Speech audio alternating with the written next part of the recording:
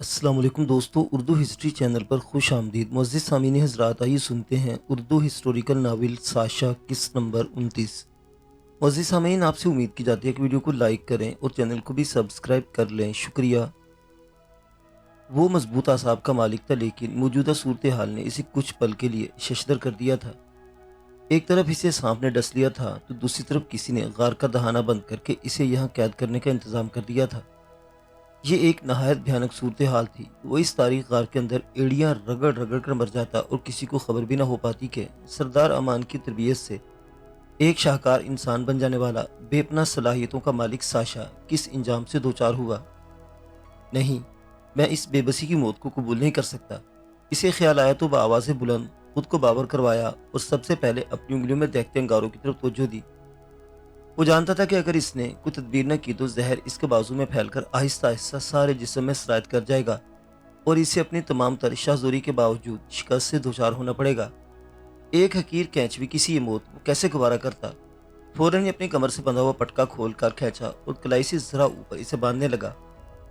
گرہ کو مضبوطی دینے کے لیے اسے اپنے ہاتھ کے ساتھ ساتھ دانتوں کا استعمال بھی کرنا پڑ رہا تھا۔ پٹکے کے ایک سرے کو دانتوں میں دبائے بائیں ہاتھ کی حرکت سے بہرحال وہ ایک سخت گرہ لگانے میں کامیاب ہو گیا۔ دوسری پٹی اس نے اپنے لباس کو پھاڑ کر بنائی اور اسے کوہنی سے ذرا نیچے پہلے والے طریقے سے باندھا۔ دونوں پٹیاں اتنی سختی سے باندھی گئی تھی کہ اسے خود اپنے خون کی روانی روکتی ہوئی محسوس ہوئی اور ہاتھ سن پڑنے لگا، لیکن وہ جانتا تھا کہ خون کی روانی میں یہ خلل ہی زہر کے پھیلنے کی رفتار بھی سست کر دے گا۔ اس کام سے فارغ ہو کر اس نے اپنے قدم غار کے دھانے کی طرف بڑھائے۔ دھانے کا وہ پتھر جسے اس نے آتے وقت باہر پڑا پایا تھا اب مضبوطی سے وہاں جمع ہوا تھا۔ اس نے دونوں ہاتھوں کی قوت سے پتھر کو دھکیلنے کی کوشش کی لیکن کامیاب نہیں ہو سکا۔ وہ جو اپنے زور بازو پر بڑا زوم رکھتا تھا اس ناکامی پر ششدر رہ گیا اور ایک بار پھر پہلے سے زیادہ قوت استعمال کر کے پتھر کو دھکیلنے کی کوشش کی۔ اس بار بھی ناکامی نے اس سے منہ چڑھایا، لیکن ساتھ ہی وہ یہ اندازہ لگانے میں کامیاب ہو گیا کہ پتھر کو دہانے پر مضبوطی سے جمائے رکھنے کے لیے باہر سے کسی رکاوٹ کا استعمال کیا گیا ہے۔ اب تم یہاں سے کبھی نہیں نکل سکو گے ساشا۔ تمہاری وجہ سے میرا لوئس دردناک موت کا شکار بنا۔ اب تم اس غار میں تنہا بھوک پیاس سے سسک سسک کر مرتے ہوئے موت کی اذیت کو محسوس کرنا۔ باہر سے شاید اس کی کوششوں کا اندازہ لگا لیا گیا تھا، چنانچہ سرد لہجے میں اطلاع دی گئی۔ وہ غم و غصے میں بھری امیر زادی حورم کی آواز پہچان سکتا تھا۔ اپنے محبوب کی موت پر برہم انتقام کی آگ سینے میں بھرے اس سفر میں شامل ہونے والی حورم بنت ارغل آخرکار اپنے مقصد میں کامیاب ہو گئی تھی۔ مجھے امید ہے کہ تم لوئس کی موت کا فیصلہ صادر کرنے والے اپنے باپ کو بھی ضرور اس کے انجام تک پہنچاؤ گی۔ اس کی بلند آواز میں گہرا طنز تھا۔ ابھی تو تم اپنے انجام سے لطف اٹھاؤ۔ لوئس سے محبت کے باوجود ایک بیٹی یقیناً اپنے باپ کے لیے کوئی سخت فیصلہ کرنے کی جرت نہیں رکھتی تھی، اس لیے اس کے طنز پر دل ملا کر بولی، یہ ادھورا اور غیر منصفانہ انتقام ہمیشہ تمہاری روح پر بوجھ بنا رہے گا۔ وہ ایک بار پھر بلند آواز سے چیخا، لیکن اس بار امیر زادی کی طرف سے کوئی جواب نہیں دیا گیا۔ اس نے ایک دو بار مزید اسے مخاطب کر کے اس کی موجودگی کا اندازہ کرنا چاہا، لیکن مکمل خاموشی سے اندازہ ہوا کہ وہ وہاں سے جا چکی ہے۔ وہ اندازہ کر سکتا تھا کہ حورم تنہا وہاں نہیں آئی ہوگی۔ اس بھاری پتھر کو دھانے پر نصب کر دینا ایک تنہا لڑکی کے بس کی بات نہیں تھی۔ بہرحال جو بھی تھا، اصل حقیقت یہ تھی کہ اس غار میں قید کر دیا گیا تھا، اور وہ بھی اس حال میں کہ ایک سانپ کا زہر دھیرے دھیرے اس کے خون کے ساتھ جسم میں سرایت کر رہا تھا۔ وہ جانتا تھا کہ اگر زہر دماغ تک پہنچ گیا تو اس کی قوت عمل صفر رہ جائے گی۔ اس حد تک پہنچنے سے پہلے اسے ہر حال میں اس غار سے باہر نکلنے کا انتظام کرنا تھا، چنانچہ ایک بار پھر جدوجہد کرنے لگا۔ جسم کی پوری قوت مجتمع کر کے اس نے ایک بار پھر پتھر کو دھکیلنے کی کوشش کی، لیکن وہ ٹس سے مس نہیں ہوا۔ خود اس نے بھی شکست تسلیم نہیں کی اور مسلسل کوشش میں جتا رہا۔ اس کوشش کا نتیجہ یہ تھا کہ اس کی سانس پھول گئی اور وہ خود ایڑی سے چوٹی تک پسینے میں نہا گیا۔ تھک ہار کر اسے اپنی کوشش کو موقوف کرنا پڑا اور غار کی ایک دیوار سے پشت ٹکا کر بیٹھنے کے بعد اپنی پھولی ہوئی سانسوں کو بحال کرنے کی کوشش کرنے لگا۔ اس کوشش کے دوران اس نے حلق میں پڑے کانٹوں کو بھی محسوس کیا۔ وہ اچھا خاصا فاصلہ پیدل طے کر کے یہاں پہنچا تھا اور اب ٹھیک ٹھاک محنت بھی کر چکا تھا، اس لیے پیاس لگنے کی فطری سی بات تھی، لیکن وہ محسوس کر رہا تھا کہ پیاس کی شدت حد سے بڑی ہوئی ہے۔ یکدم اس کے ذہن میں کوندا سا لپکا اور اسے احساس ہوا کہ اس کا جسم بھی تپ رہا ہے۔ یقینی طور پر سانپ کے زہر نے اپنا اثر دکھانا شروع کر دیا تھا۔ چھوٹی انگلی میں دہکتے انگارے اب اس کے پورے جسم میں دہکنے لگے تھے۔ اگر غار میں اس درجے تاریکی نہ ہوتی تو وہ دیکھ لیتا کہ اس کے ہاتھ کی جلد اپنی رنگت دھیرے دھیرے بدلنے لگی ہے، بندشیں ڈھیلی پڑ گئی ہیں۔ وہ خود کلامی کے انداز میں بڑبڑایا، پتھر دھکیلنے کی کوشش میں ہاتھ پر باندھی کی پٹیاں واقعی ڈھیلی پڑ گئی تھی اور شاید اسی وجہ سے زہر کو جسم میں پھیلنے کا موقع مل گیا تھا۔ پہلے والی بندشوں کو چھڑے بغیر اس نے لباس سے ایک اور پٹی پھاڑ کر نکالی اور کونی سے اوپر تقریباً شانے کے جوڑ کے قریب اسے باندھنے لگا۔ اس تیسری پٹی کو اس نے لاشعوری طور پر پہلی دو پٹیوں سے زیادہ سختی سے باندھا تھا۔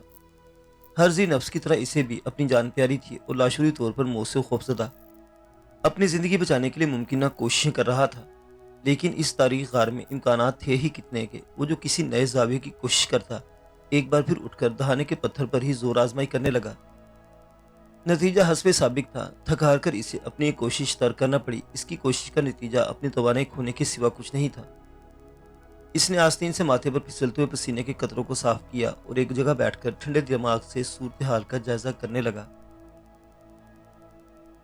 سوتے وقت اس نے اپنے ہتھیار جسم سے الگ کر کے رکھ دیے تھے، یہاں تک کہ پنڈلی سے بنا رہنے والا خنجر بھی سرہانے چھوڑ رکھا تھا اور آنکھ کھلتے ہی یوں ہی باہر نکل گیا تھا۔ باہر نکل کر اس غار کی طرف آتے ہوئے بھی اس نے ہتھیار ساتھ لینے کی ضرورت محسوس نہیں کی تھی۔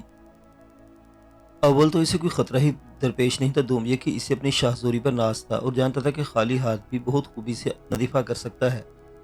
لیکن قسمت کی عجب ستم ظریفی تھی کہ اسے دفاع کا موقع ہی نہیں ملا تھا اور انتقام سے بھری ایک عورت نہایت چالاکی سے اسے اس تاریخ غار میں سسک سسک کر مرنے کے لیے بند کر گئی تھی۔ بھوک اور پیاس سے مرنا بے حد خوفناک سہی، لیکن اس صورت میں اسے کچھ مہلت مل جاتی کہ وہ اس قید سے نجات کے لیے کوئی کوشش کر پاتا، لیکن یہاں تو لمحہ بہ لمحہ جسم میں سرایت کرتے زہر کے ساتھ موت قریب آتی چلی جا رہی تھی۔ اس جیسے جرری اور زوراور شخص کے لیے اپنی ایسی بے بس موت کا تصور بہت تکلیف دہ تھا اور خود ایسی حقیر موت سے بچانے کے لیے مسلسل اپنے دماغ کو ادھر ادھر دوڑا رہا تھا۔ سوچتے سوچتے اس نے اپنا ہاتھ بے دھیانی میں جیب میں ڈالا اور چونک گیا۔ دھات کا لمس ایسا نہیں تھا جس سے وہ نظر انداز کر دیتا۔ اس نے ایک بے قراری کے عالم میں اس شے کو اپنی انگلیوں کی گرفت سے لے کر باہر نکالا۔ اس دوران وہ شے کے بارے میں اندازہ لگا چکا تھا۔ وہ قلم تراشنے والا چھوٹا سا چاقو تھا جسے کل کسی وہ سلیمان کے ساتھ نقشوں پر کام کرتے ہوئے اپنی جیب میں ڈال کر بھول گیا تھا۔ اس ننھے سے چاقو کو ہاتھ میں لیے وہ سوچنے لگا کہ اتنی بڑی مصیبت میں یہ ننھا سا چاقو بھلا اس کے کس کام آ سکتا ہے۔ حقیقتاً یہ ایک مایوس کن صورتحال تھی، لیکن پھر اچانک ہی اسے اپنے باپ کی بات یاد آئی۔ وہ کہا کرتا تھا، حالات کو اپنے حق میں کرنے کے لیے وسائل سے زیادہ انسان کا عزم اہم ہوتا ہے۔ ایک پرعزم انسان معمولی وسائل کے ساتھ بھی حیران کن کامیابی حاصل کر سکتا ہے۔ باپ کی یہ بات یاد آئی تو ہاتھ میں موجود وہ ننھا سا چاقو بھی سے قیمتی لگنے لگا۔ اس نے اپنی مضبوط اور کھدری انگلیوں سے چاقو کو ٹٹولا اور پہلی بار اس بات کو محسوس کیا کہ وہ عام قلم تراش چاقو کی بنسبت زیادہ مضبوط ہے۔ اب اسے چاقو کی اس خوبی کو استعمال کرنا تھا۔ دل میں ایک نئی آس لیے وہ ایک بار پھر غار کے تنگ دہانے کے قریب آ بیٹھا۔ اب وہ دہانے پر موجود پتھر کو دھکیل کر ہٹانے کے بجائے ایک دوسری ترکیب لڑا رہا تھا۔ اس نے چاقو کی مدد سے نہایت احتیاط کے ساتھ پتھر کی جڑ میں کھدائی شروع کر دی۔ اسے امید تھی کہ دہانے کا خلا چوڑا ہوگا تو پتھر اتنی مضبوطی سے وہاں جمع نہیں رہ سکے گا اور وہ اسے دھکا دے کر وہاں سے ہٹانے میں کامیاب ہو جائے گا۔ ایک قلم تراش کی مدد سے کی جانے والی یہ کوشش دیوانگی کہلاتی، لیکن وہ ساشا تھا اور وہ یہ دیوانگی دکھا سکتا تھا۔ اس کی انگلیاں نہایت مستقل مزاجی سے سخت اور پتھریلی سطح پر حرکت کر رہی تھی۔ چاقو کی دھاتی نوک کی رگڑ سے آہستہ روی سے نکلنے والے پتھر کے ذرات اس کے حوصلے کو مزید بڑھا رہے تھے۔ حلق میں پڑتے کانٹوں، جسم میں دہکتے انگاروں اور خون میں سرایت کرتے زہر سے بے نیاز وہ پوری جانفشانی سے اپنے کام میں جتا ہوا تھا۔ وہ ساشا تھا، اپنی طاقت، جرأت اور مستقل مزاجی اس کا غرور تھا اور اسے یقین تھا کہ اس کا یہ غرور آج بھی سرخرو ہوگا۔ اچانک ہی اس کے متحرک ہاتھوں کی جھٹکا سا لگا اور چاقو کی جنبش رک گئی۔ وہ یقینی طور پر کوئی نہایت سخت پتھر تھا جس کے آگے چاقو کا ننھا سا پھل شکست سے دوچار ہو گیا تھا اور اب وہ دھاتی پھل سے محروم دستے کو ہاتھ میں لیے ساکت بیٹھا تھا۔ اس کی ہر خوبی قسمت کے آگے شکست کھا چکی تھی اور وہ ہر عمل سے محروم اس تنگو تاریخ غار میں مرنے کے لیے بے بس بیٹھا تھا۔ کیا سچ مچ میں یہاں اس جگہ بیٹھے بیٹھے ایک حقیر و بے بس چوہے کی سی موت مر جاؤں گا؟ اس کے اندر سے سوال ابھرا اور وہ عجیب وحشت کے عالم میں چیخ اٹھا، کوئی ہے؟ مجھے یہاں سے نکالو، مجھے بچاؤ۔ وہ جسے صرف اپنے زور بازو پر بھروسہ کرنا سکھایا گیا تھا، جس کا حوصلہ کسی چٹان جیسا تھا اور جس کی بہادری پر اس کے باپ کو ناز تھا، وقت کے اس نازک لمحے میں قید کسی سہمے ہوئے بچے کی طرح اپنی جان بچانے کے لیے کسی مددگار کو پکار رہا تھا۔ اسے معلوم تھا کہ وہ جس جگہ قید ہے اس کے اطراف صرف ویران اور سنگلاخ پہاڑیاں ہی ہیں اور کسی ذی نفس کی یہاں موجودگی کا امکان نہ ہونے کے برابر ہے۔ پھر بھی ایک مہوم سی آس پر پکارے جا رہا تھا، کیا خبر کوئی مجھے موجود نہ پا کر میری تلاش میں اس طرف آ نکلا ہو और मेरी आवाज़ सुनकर मुतवज्जो हो जाए। शायद कि हुरम अभी तक बाहर ही मौजूद हो और मेरे पुकारने पर इसके दिल में रहम आ जाए। हो सकता है काफिला कूच कर रहा हो, काफिले वाले इस मुकाम से गुजरते हुए मेरी सदा सुन ले। जिंदगी से जुड़े रहने की फितरी ख्वाहिश के तहत इसके ज़हन में मुख्तलिफ इम्कानात रोशन हो रहे थे और वो मदद के लिए पुकारता चला जा रहा था। इसे इस बात का अंदाज़ा था कि तंग दहाने के आसपास ही कुछ ऐसे खुफिया रोज़न या रखने थे जहाँ से आवाज़ों के अंदर बाहर रसाई और कलील मिकदार में हवा की आमदोरफ्त का सिलसिला जारी था। इसीलिए मुस्तकिल तौर पर वहाँ जमा अपनी कोशिश में मसरूफ रहा, लेकिन आखिर कब तक। हलक जिसमें पहले ही कांटे उगे हुए थे मुसलसल चीखने से मजीद खुश्क हो गया और जुबान तो गोया सहरा की ज़मीन थी जो पानी से महरूमी पर चटक कर रह गई थी। वो जानता था कि ये सिर्फ चीखने का ही नतीजा नहीं, ये सांप के इस जहर का भी असर है जो इसके खून में शामिल आहिस्ता आहिस्ता पूरे जिस्म में सरायत करता जा रहा था। दरअसल ये अपने जिस्म में उतरा सांप का जहर ही था जो उसे यूं वहशत ज़दा कर गया था। वो जानता था कि वो कितना ही बहादुर और जुर्रतमंद सही, ये जहर इसे ज्यादा मोहलत नहीं देगा और मोहलत न होने का एहसास इसे अजीम साइशा के बजाय एक मामूली आदमी के रद्द-ए-अमल की तरफ ले गया था। चीखते चीखते आखिर एक लम्हा वो आया जब इसे एहसास हुआ कि वो चीखने के लिए मुंह तो जरूर खुले हुए, लेकिन आवाज़ इसकी खुश्क हलक से बरामद होने से कासिर है। बंद हो जाने वाली आवाज़ ने इसे अपनी इस आखिरी उम्मीद पर भी महरूम कर दिया कि कोई इसकी पुकार सुनकर इसकी मदद के लिए इस गार तक पहुंच जाएगा।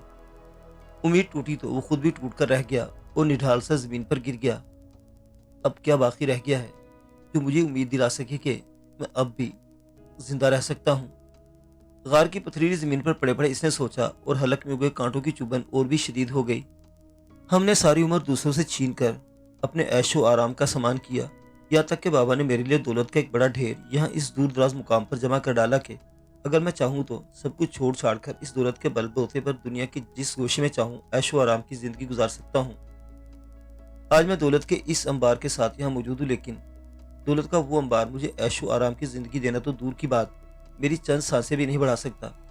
वो अपने हर मसाम से निकलकर पथरीली जमीन पर गिरते पसीने की बूंदों को महसूस करते हुए सोच रहा था। मैं जो इतनी जुबानों का माहिर हूँ और जिसके बारे में बाबा को गुमान था कि मैं कहीं भी चला जाऊंगा लोगों को अपनी बात आसानी से समझा सकता हूँ, आज इतना बेबस हूं कि किसी को अपनी बात समझाना तो दूर, किसी तो अपनी आवाज भी नहीं पहुंचा सकता।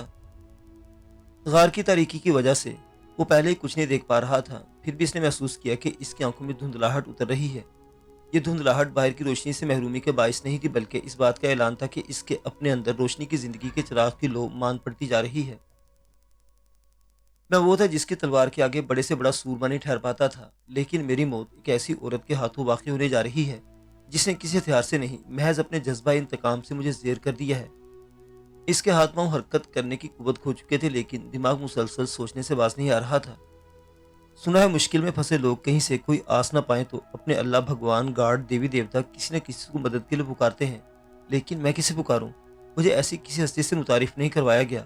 मैं मुसलमान हूँ, ना हिंदू, ना यहूदी, ना ईसाई और ना ही किसी और मजहब का पैरोकार। इस मुश्किल घड़ी में जबकि मैं अपनी तमाम तर खूबियों समेत बिल्कुल बेबस व लाचार हूँ, आखिर किसे मदद के लिए पुकारूं? इसकी आंखों से चंद कतरे निकलकर जमीन पर टपके तो वो खुद ही हैरान रह गया। इसे इतना कुछ सिखाने वाले इसके बाप ने इसे यूं बेबसी से रोना तो नहीं सिखाया था। वो तो हमेशा इसे सिर्फ ये सिखाता था कि वो मर्द है और मर्द इतनी खूबियों का मालिक होता है कि कभी खुद को बेबस महसूस न करे। लेकिन वो आज सचमुच बेबस हो गया था और ये बेबसी इसे रुला रही थी। बाबा ने मुझे रोना नहीं सिखाया तो फिर कौन है जो मुझे यूं बेबस करके रुला रहा है? पता नहीं कहाँ से ही ख्याल की एक रो आकर इसके ज़हन से टकराई और वो इस बेदम हालत में पड़े पड़े भी चौंक गया। हाँ, कोई है, कोई तो है जिसकी मर्जी के आगे सरदार अमान जैसे भी जिंदगी की बाजी हार जाते हैं और साशा जैसे हकीर कीड़ों की तरह बेबस हो जाते हैं। दुनिया के हर इंसान से कटा इस पल वो उसे सोच रहा था जिसके बारे में सोचने की इसने कभी जहमत नहीं की थी, और सिर्फ इसलिए नहीं की थी कि इसे बेपनाह उलूम से नवाजने वाले इसके बाप ने इसे कभी उस वजूद, उस हस्ती से रूशनास नहीं करवाया था। आखिर बाबा ने ऐसा क्यों किया था? इसके ज़हन में उठने वाले सवाल का जवाब देने के लिए कोई मौजूद नहीं था, लेकिन इसे याद आ रहा था कि इसके इर्द गिर्द मौजूद लोगों में कोई भी इसकी तरह बिल्कुल बेदीन नहीं था। वो डाकू, लुटेरे, लालची, बेरहम जैसे भी लोग थे, लेकिन इनका कोई ना कोई मजहब, कोई ना कोई खुदा था जिसे वो पाबंदी से ना सही लेकिन किसी न किसी मौका पर याद जरूर करते थे। यहाँ तक कि इसने अपने बाप को भी कभी कभार जमीन पर माथा टिकाते देखा था, लेकिन इसने इसे बहुत कुछ सिखाने के बावजूद माथा ठिकाना नहीं सिखाया था। क्यों? आखिर क्यों? बहुत शिद्दत से उठने वाला सवाल इसे गुस्से اور جھنجھلاہٹ میں مبتلا کر رہا تھا۔ آخر کیوں تھا وہ اس قدر محروم کہ اوروں کی طرح مشکل گھڑی میں کسی ایسی ہستی کو نہیں پکار سکتا تھا جو بظاہر کوئی نسبت نہ ہوتے ہوئے اس کی زندگی کے اسباب پیدا کر دیتی۔ میں اس محرومی کو کیوں قبول کروں؟ میں اس دنیا میں ہوں تو اس کا مطلب ہے کہ کوئی نہ کوئی ہستی، کوئی نہ کوئی طاقت ایسی ہے جس نے مجھے پیدا کیا ہے، اور کسی کے متعارف کروائے بغیر بھی میں یہ حق رکھتا ہوں کہ اس پیدا کرنے والی ہستی کو اس مشکل گھڑی میں پکاروں۔ جانے سوچ کہاں سے اس کے ذہن میں آئی، لیکن آ گئی اور وہ بے اختیار پکار اٹھا، اے میرے پیدا کرنے والے، اے اس زمین و آسمان کے مالک، بے شک آج تک میں تجھ سے بے نیاز رہا، لیکن جواب میں مجھ سے بے رخی نہ برت اور میری جان بچانے کے اسباب پیدا کر دے۔ مجھے مرنے سے انکار نہیں، لیکن میں ایسی موت، حقیر موت نہیں مرنا چاہتا۔ میں ایک بہادر ہوں اور تجھ سے بس اتنا چاہتا ہوں کہ مجھے موت دے تو ایسی کہ مجھے اپنے مرنے پر یوں شرمندگی نہ ہو۔ وہ جسے جانتا نہیں تھا آج اسے یوں پکار رہا تھا جیسے اس سے بڑھ کر کوئی کبھی کسی سے آشنا نہ رہا ہو۔ معزز سامعین حضرات، ساشا کی یہ داستان بھی جاری ہے، بقیہ واقعات اگلی قسط میں۔ دیکھتے رہیے اردو ہسٹری۔ اللہ حافظ۔